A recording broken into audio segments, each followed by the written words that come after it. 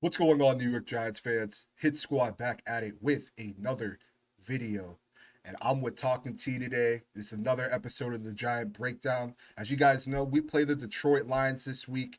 Y'all already know how I feel about them. I keep telling y'all, do not sleep on that team. Y'all don't want to listen to me for some reason. Besides the point, Talking T, my brother, how you doing, man? Thank you for coming on the Doing show. doing good, man. Doing good, man. Thanks for having me on. Absolutely, absolutely. And you can find Talking with T's YouTube channel in the description below. Talks about Oh yeah. Lions ball, positivity as well. Really good dude. Please go over there, check out his channel. You will Oh not yeah. be upset, man.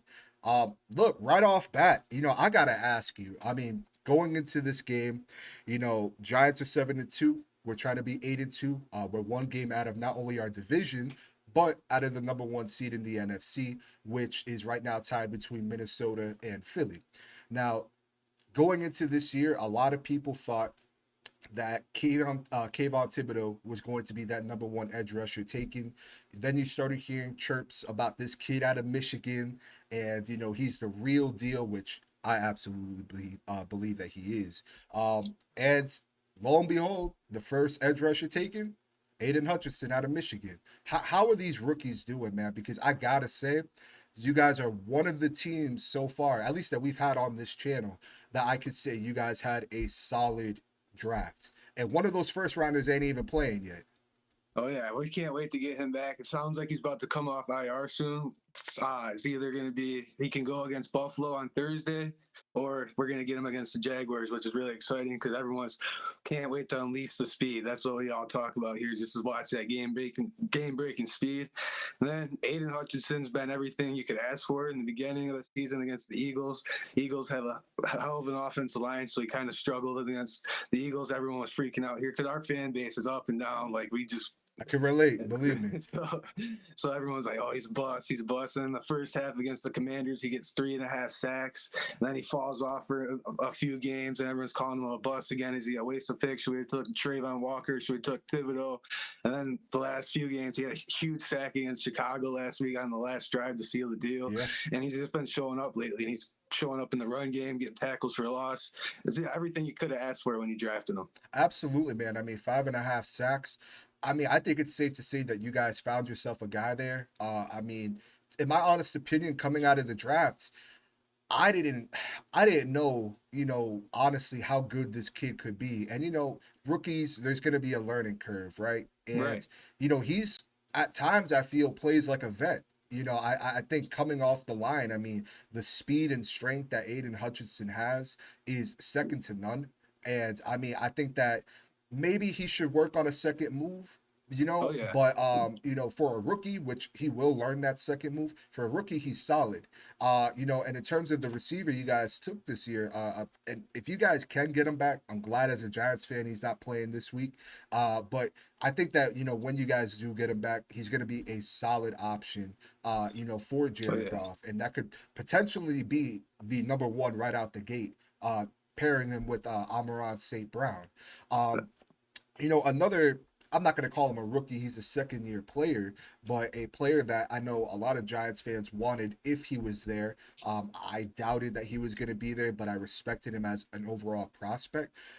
Well, I mean, what a tackle, Oh yeah. that you can select. And I think that his first year it was pretty solid. Like I said, rookies have that learning curve, especially offensive linemen. We're seeing it with Evan Neal. He hasn't played in a couple weeks, dealing with an injury. Hopefully we're gonna get him back against Dallas, if not after. But he's really came into his own.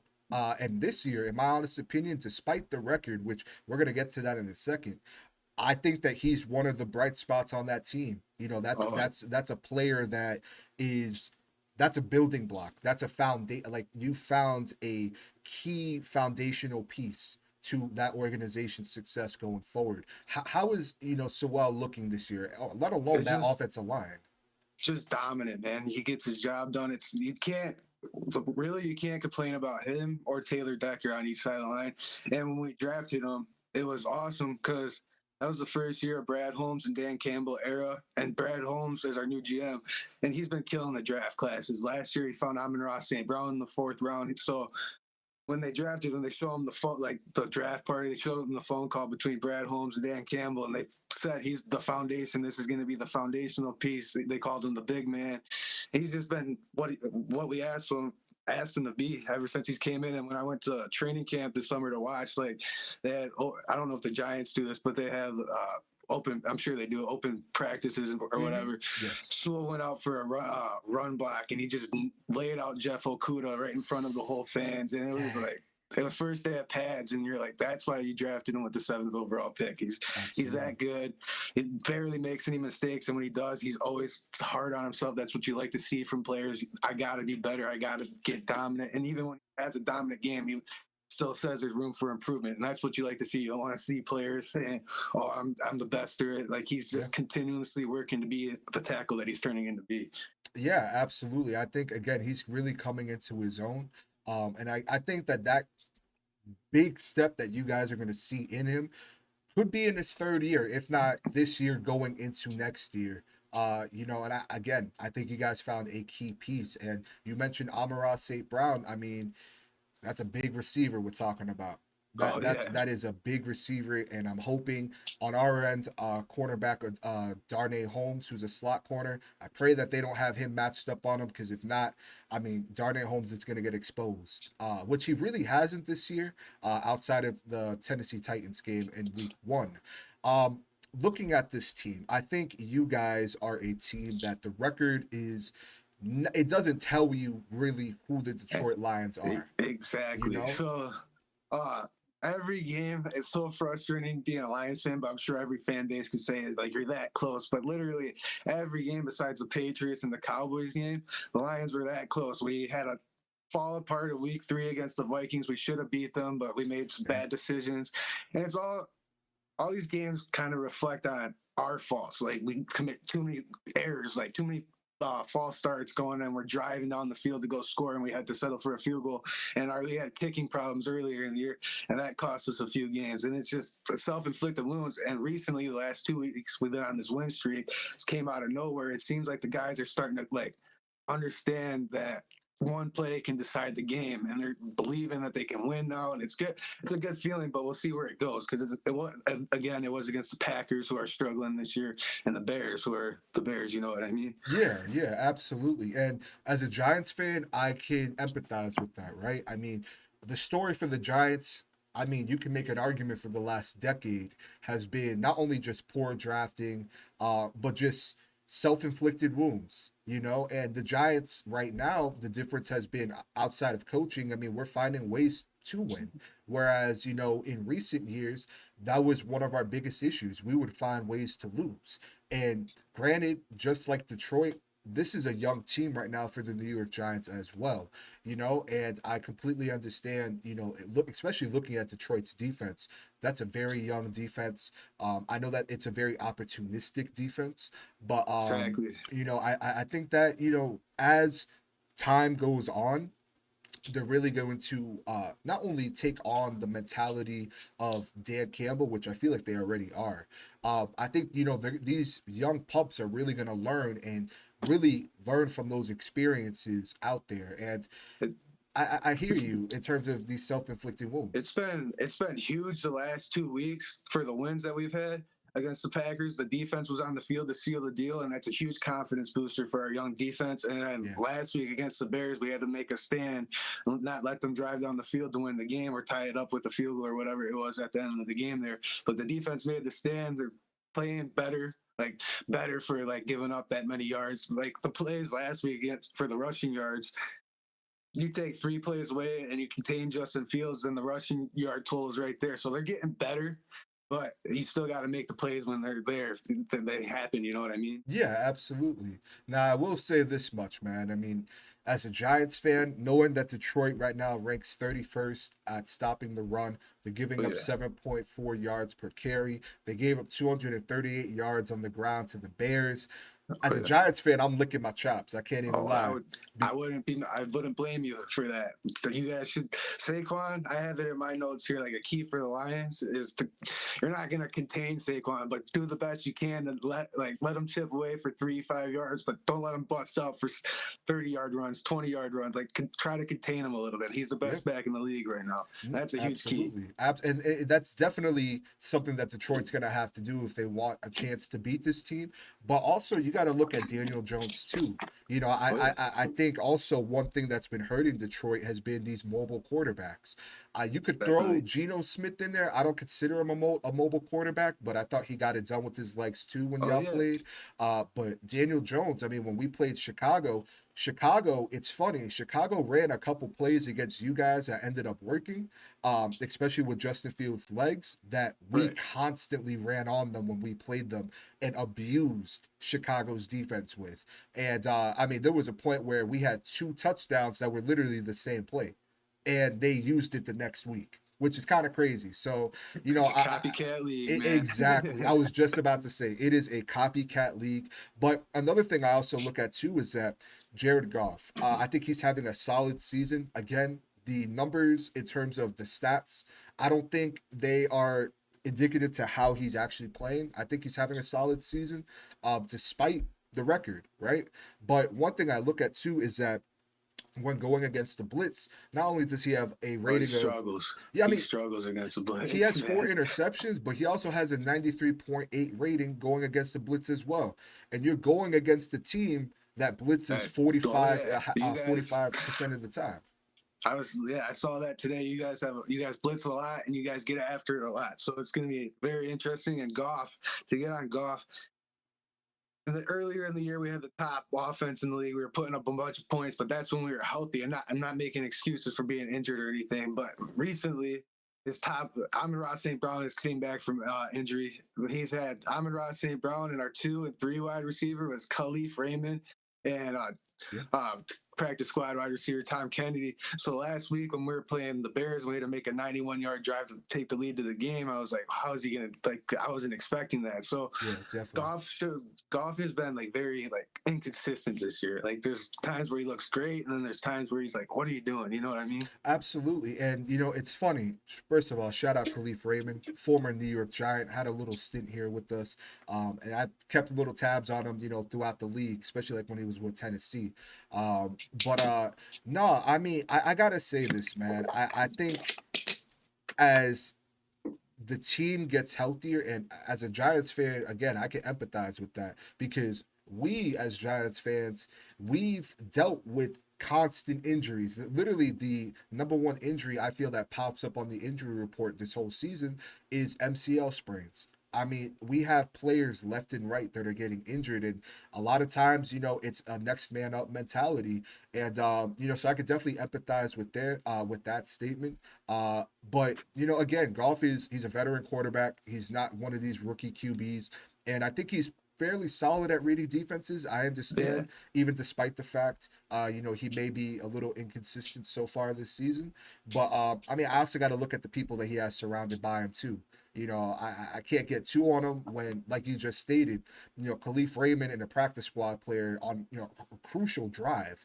You know, that's you ain't working with much, but he got it done. So I got to give him credit. Um, exactly. Now, one thing I will say that you guys do, in my opinion, fairly well is run the ball. Now, Oh one yeah, thing the Giants kind of struggle with is stopping the run. And I'm a big Jamal Williams fan. DeAndre Swift is a nasty player. I'm intrigued to see how you guys use these two, considering that both of us are on a very short week going because we both play on Thanksgiving. Thanksgiving. So Okay. I'm very interested to see how those two backs get used, but how are they looking? Because I mean Jamal Williams, man, I mean that's a bowling ball right there. Jamal's been awesome. He's scored 9 touchdowns this year, all goal line situations, but still, he's our bowling ball. He's our power back, and he's just good energy to have around. It's just fun to have him on the team, and he's just. There's times where last week, man, he won us the game on that last drive. We had to pick up a first down, or we had to give it back to the Bears, and they had one more chance or whatever. And Jamal picked it up himself, had a huge run. He's just been awesome. You know what I mean? Yeah, But absolutely. Dallas Cowboys, he fumbled the ball, and then it was just so then again, he's been up and down too. But then we're getting DeAndre Swift, who's been injured a lot this season. He's finally had a full week of practice this week, so it seems like he's not going to be on a pitch count this week. So Mhm. let's see if we can use them the way we're doing against the Eagles, where Swift's in there for like longer distances, and we bring Jamal Williams in for a power situation. That's kind of how we use them. But Deuce Staley is our running back coach, and he says he just rides the hot hand. So if Jamal's hot, he's going to ride Jamal Williams. If he's hot, if DeAndre Williams is hot, or DeAndre Swift's hot, he's going to ride DeAndre Swift. If Justin Jackson's hot, he's going to ride Justin Jackson. This is how it's always been. It's kind of been like, who's on fire right now? Let's keep feeding him the ball, kind of a situation like that. No, I can definitely understand that. And hey, if it means you run Swift, a lot this game, I don't think that's a bad option. You mentioned that Philly game; he had a nice run against that Philly defense. So I mean, I think either way, whichever way you go, I mean, you got to be happy with whoever's going to be taking the ball off, whether that's Williams or whether that's Swift. Now, I want to ask you, what are some keys to victory that you're looking at that you believe will help the Lions win going against the New York Giants this Sunday? I think a huge key would be a fast start to the game, because I'm not to say I'm not confident for Daniel Jones, but I would like to leave it in Daniel Jones' hands to win, for make him prove that he can win the game. Don't put it in Saquon's hands, where Saquon just runs crazy all over us. If we jump to like a 14-0 start, I want to see if Daniel Jones can keep up with in a shootout game. I think if it gets to a shootout, I'm leaning more towards Lions. Now, if it's you guys get the ball and you're running it down our throats and it's a huge time of possession battle, I think that gives you guys the upper hand right there. And just taking care of the ball, we can't turn the ball over. And you guys, throughout the season, it seems like you guys capitalize on other teams' mistakes, and you guys play mistake-free football, and that's what's gotten you guys to this 7-2 record, right, or 8-2 Yeah, right now. 7-2. Yes, sir. Yeah, it seems like from the outside looking in, you just don't make mistakes. You play mistake-free football, and you guys don't turn the ball over. If we can somehow get you guys out of your identity and get us into like a shootout, then I see it going towards the Lions. But if we stay in the game where Saquon's running it down our throats and you guys are controlling the ball, I think you guys got it all day. No, I mean, you make some good points there. I mean, because if you can, a lot of teams are going to try to do what Seattle did, and that was limit Saquon, limit Daniel Jones on the ground. We were able to get some plays going through the air. The problem with the New York Giants right now is that we don't really have a lot of talent at the wide receiver position. Darius Slayton, he's our number one right now. They've built chemistry throughout the years because they were both rookies with Oh each yeah, other. we can't sleep on Darius Slayton. He's Nah, someone you gotta be. He's fast. He makes every time you see a Giants play, it seems like he's the one making the highlight. Him or Saquon, like he's running, breaking away for a long catch or something like that. yep. But it's awesome. Like personally, as a Lions fan, no hate on the Giants, but having Kenny Galladay not do much, it's like a good feeling.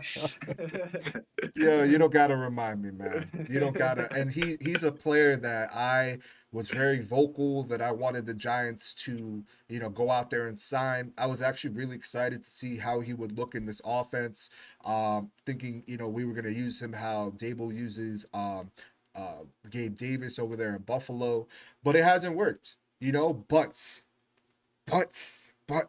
But I am still going to hope and pray Oh, that if he's there's any game that this man can get back to at least average and make some plays for us, very well could, man, because let it's the it be Lions. against Anything Detroit. can happen, Let it be dude. against Detroit, man. I mean, for me personally, one thing, some of the things that I'm looking at is, outside of stopping the run between, Williams and Swift, which that's going to be a little bit tricky. I need our linebacking core to play a little bit better than it has been. One thing that I'm personally looking at is actually attacking that Detroit Lions defense through the air. I was reading that Detroit ranks not only in terms of defensively, I think you guys are okay, but you guys give up the most yards Oh, per, dude, per yards there's per games where pass we don't. attempts.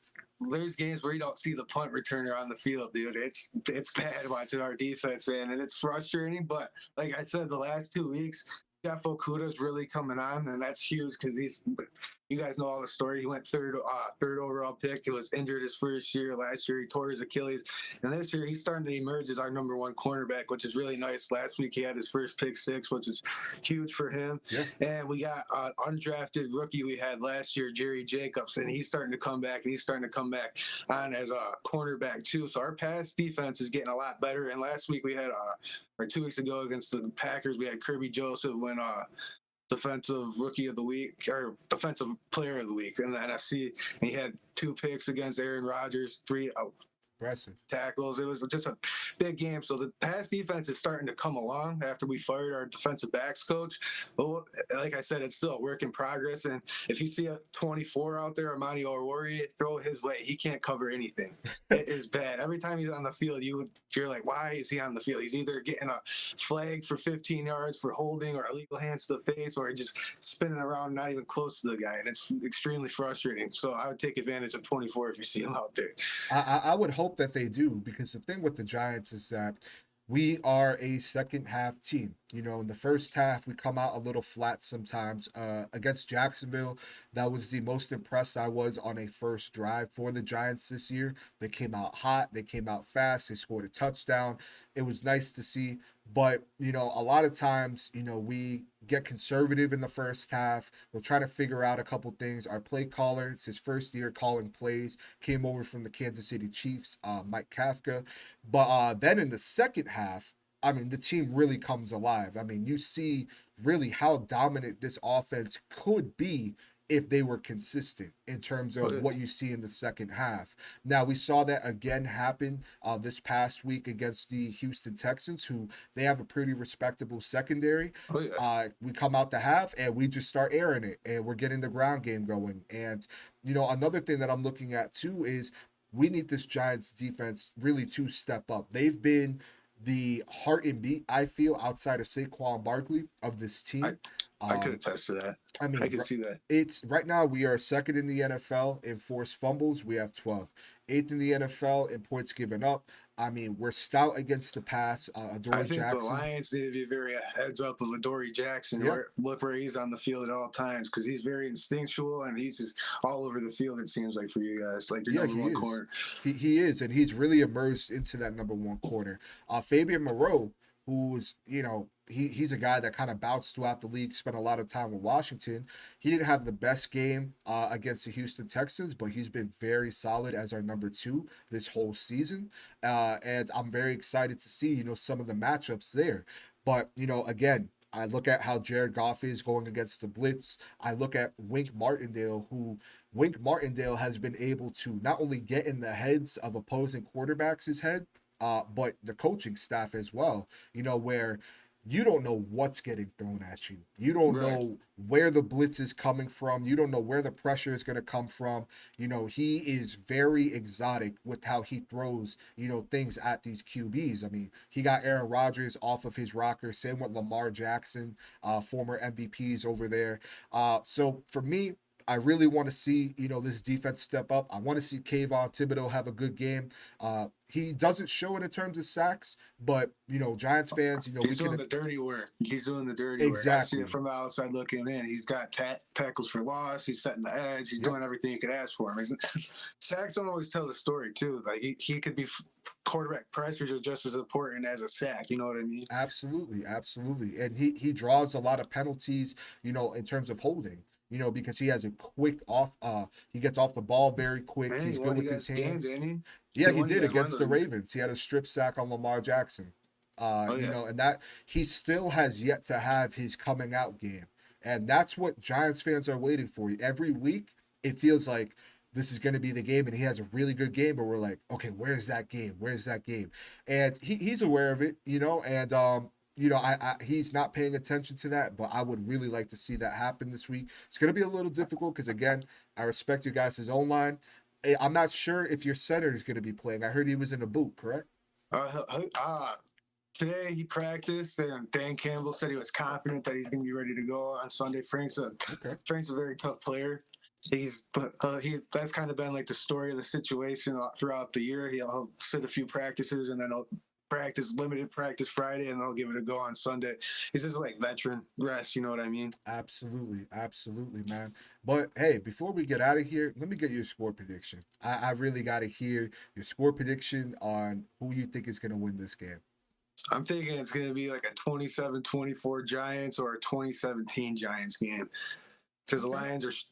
That was our first road win on last week against the Bears in over 2 years. It was Dan Campbell's first road win. It was huge for us to get there. It'd be huge for the Lions to keep this win streak going. But you guys are 7-2. You guys have got a lot to play for. You're a game out of your division.